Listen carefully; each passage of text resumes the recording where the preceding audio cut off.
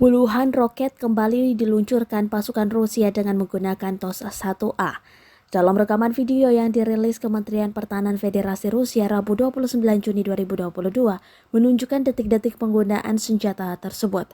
Pasukan Rusia berusaha untuk menempatkan titik target. Disebutkan pada keterangan unggahan serangan tertuju pada bangunan markas yang tinggi. Alhasil, serangan itu membuat kastil terjatuh hingga ke bawah.